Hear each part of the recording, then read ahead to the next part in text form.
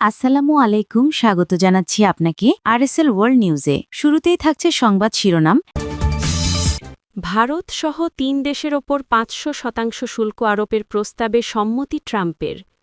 রাশিয়ার কাছ থেকে জ্বালানি তেল কেনার অভিযোগে ভারত, চীন ও ব্রাজিল এই ৩ দেশের উপর ৫০০% শুল্ক আরোপের প্রস্তাব সংক্রান্ত একটি বিলে সম্মতি দিয়েছেন যুক্তরাষ্ট্রের প্রেসিডেন্ট ডোনাল্ড ট্রাম্প।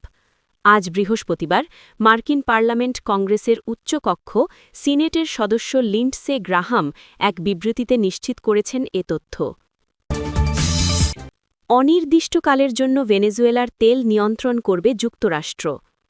যুক্তরাষ্ট্রের পররাষ্ট্রমন্ত্রী এবং প্রেসিডেন্টের জাতীয় নিরাপত্তা উপদেষ্টা মার্কো রুবিও বলেছেন, এখন থেকে অনির্দিষ্টকালের জন্য ভেনেজুয়েলার তেল উত্তোলন ও বিক্রয় সংক্রান্ত সার্বিক ব্যবস্থাপনা থাকবে যুক্তরাষ্ট্রের হাতে। মার্কিন পার্লামেন্ট কংগ্রেসের উচ্চ ভবন সিনেটে এক ব্রিফিংয়ে এ তথ্য জানিয়েছেন তিনি। মার্কিন সিনেটরের হুঁশিয়ারি, প্রয়োজনে খামেনিকে হত্যা করতে পারেন ট্রাম্প। ইরানের জনগণকে রক্ষায় প্রয়োজনে দেশটির সর্বোচ্চ নেতা আয়াতুল্লাহ আলী খামেনিকে হত্যা করতে পারেন মার্কিন প্রেসিডেন্ট ডোনাল্ড ট্রাম্প, এমনটাই হুঁশিয়ারি দিয়েছেন সিনেটর লিন্ডসে গ্রাহাম। এতক্ষণ শুনছিলেন শিরোনাম, এবার বিস্তারিত।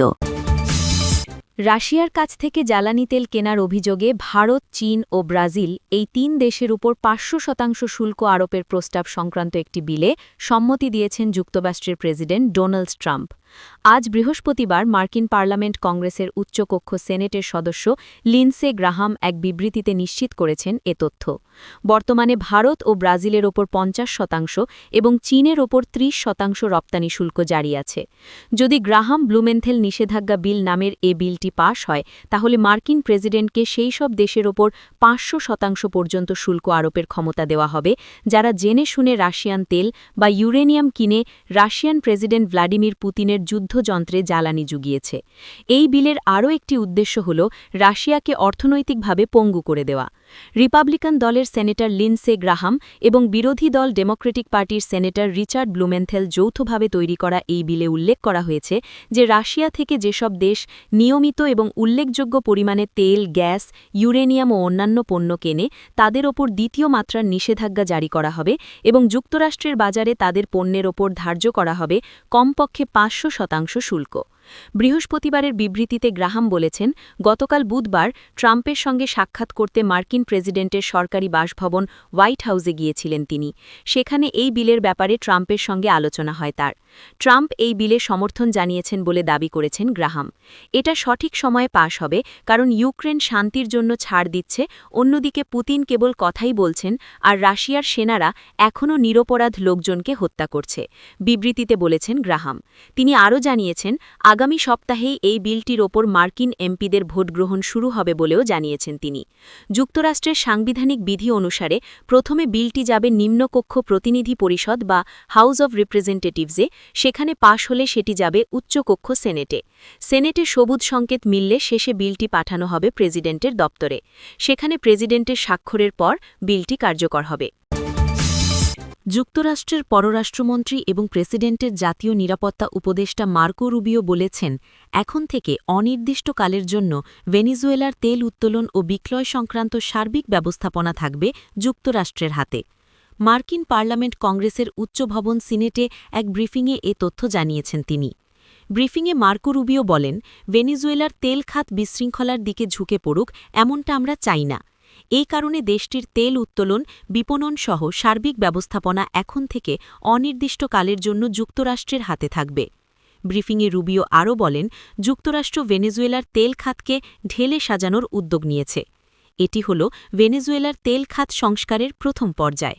তাই এই মুহূর্তে যুক্তরাষ্ট্রের সরকার এবং সরকারের অনুমোদিত সংস্থা বা কোম্পানি ছাড়া আর কাউকে এই খাতে প্রবেশ করতে দেওয়া হবে না।